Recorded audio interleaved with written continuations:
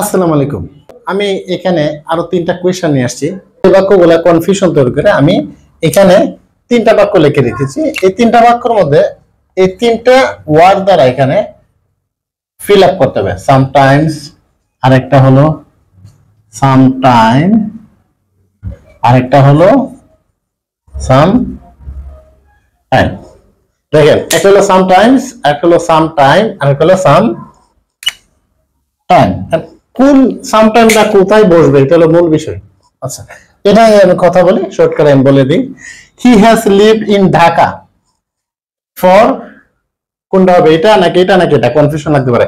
এখানে হবে হি has lived in Dhaka for some time.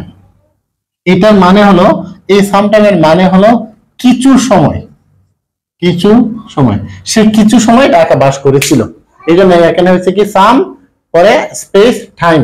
আর এখানে কি হবে এটা দেখেন। আর এই সাম টাইমস এর মানে হলো মাঝে মাঝে। তার মানে he comes, he sometimes come here. হ্যাঁ, এটা আমরা লিখতে পারি হি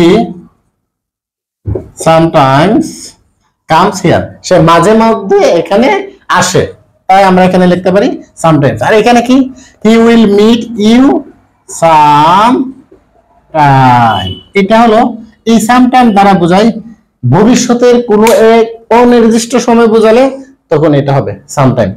আবার বলতেছি, ভবিষ্যতের কোনো অনির্দিষ্ট যদি সময় বোঝায় তাহলে হবে সাম টাইম, আর মাঝে মাঝে বোঝাতে হবে সাম টাইমস। আর যদি আলাদা মধ্যে স্পেস থাকে, এই সাম টাইম মানে কিছু সময়। এই জন্য he has lived in Dhaka for some time. আশা করি জিনিসটা বুঝছেন। এরকম আরো কনফিউশন এবং গুরুত্বপূর্ণ প্রশ্ন নিয়ে আপনাদের সামনে হাজির হব। সেই পর্যন্ত সবাই ভালো থাকুন, সুস্থ থাকুন। আসসালামু আলাইকুম রহমতুল্লাহ।